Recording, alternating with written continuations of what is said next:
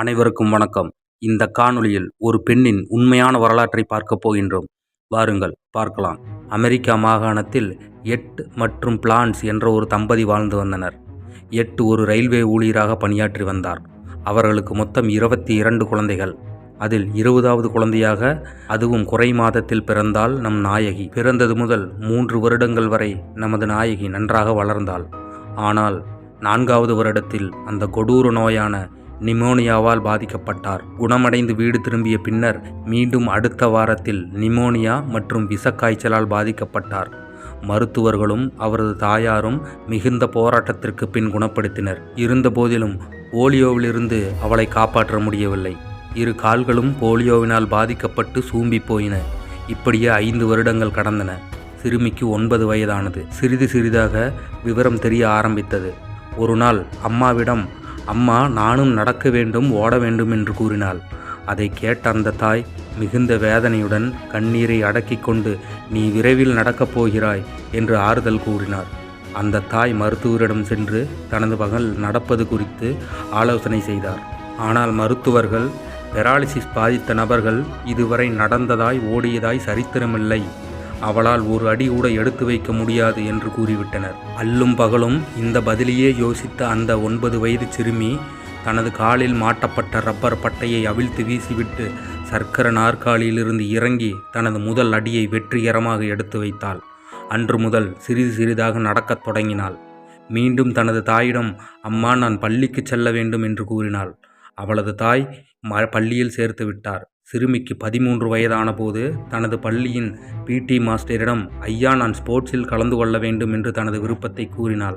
அந்த பிடி மாஸ்டரோ அச்சிறுமியின் உடல்நிலையை கருத்தில் கொண்டு, நீ நின்ற இடத்தில் இருந்து ஈட்டி எறிகிறாயா, அல்லது ஷாட்புட் போடுகிறாயா, அல்லது செஸ் விளையாடுகிறாயா என்று பிடி மாஸ்டர் கேட்டாள். அதற்கு அந்த சிறுமி, ஐயா, நான் ஓட்டப்பந்தயத்தில் கலந்து கொள்கிறேன் என்று கூறினாள். இதை கேட்ட பிடி மாஸ்டர் அதிர்ந்து போனார். அவள் நினைத்தபடியே ஓட்டப்பந்தயத்திலும் கலந்து கொண்டாள். ஆனால் எல்லோரும் ஓடி முடித்து பரிசு வாங்கி வகுப்புக்கு சென்ற பின்னர் கடைசியாக வந்து எல்லைக்கோட்டை தொடுவாள். 2 வருடங்களாக இதே நிலைமைதான். இருந்த போதிலும் சிறிதளவு கூட மனம் தளராமல் முயற்சி செய்து கொண்டே இருந்தாள் அந்த சிறுமி. அந்த முயற்சியின் பயனாக தனது 15ஆம் வயதில் அவள் படித்த பள்ளியில் மட்டுமல்ல, அனைத்து சர்வதேச போட்டிகளிலும் அவள் முதலாவதாக வந்தாள். 1960இல் ஒரு ஒலிம்பிக் போட்டி நடைபெற்றது. அதில் உலகின் மிகச் சிறந்த திறமையானவர்கள் மோதும் களமாக இருந்தது. அந்த ஒலிம்பிக் போட்டியில் 100 மீட்டர் ஓட்டப்பந்தயத்தில் ஜூட்டோ ஹெயின் என்ற பெண் கலந்து கொண்டார். இதுவரை ஜூட்டோ ஹெயின் எந்த போட்டியிலும் தோல்வியே அடைந்தது இல்லை. அவருடன் நம் கதையின் நாயகி போட்டியிட்டார். போட்டியின் முடிவில் 100 மீட்டர் ஓட்டப்பந்தயத்தில் வெற்றி பெற்றார். முதல் தங்கத்தை பெற்றாள். அன்று மதியமே 200 மீட்டர் ஓட்டப்பந்தயத்தில் கலந்து கொண்டு மீண்டும் ஜூட்டோ ஹெயினை தோற்கடித்து 2வது தங்கத்தை பெற்றார். மறுநாள் காலை ரிலே போட்டி நடைபெற்றது.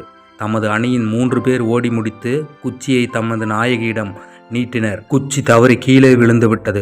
அடுத்த முனையை பார்க்கும்போது ஜூட்டோ ஹெயின் புயலென ஓடிக்கொண்டிருந்தாள். இதை பார்த்த நம் நாயகி கீழே விழுந்த தன் பேட்டனை எடுத்துக்கொண்டு பேயாய் புறப்பட்டாள். மின்னல் வேகத்தில் பறந்தாள். போட்டியின் முடிவில் வெற்றி பெற்றாள். 3 தங்கங்களை வென்று உலகின் அதிவேகமான பெராலிசிஸ் தாக்கிய முதலும் கடைசியுமான அந்த பெண்தான் வில்மா ருடால்ஃப்.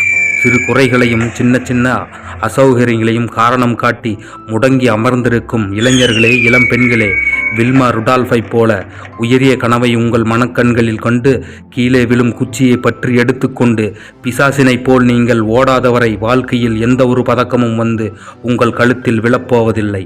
நன்றி, வணக்கம்.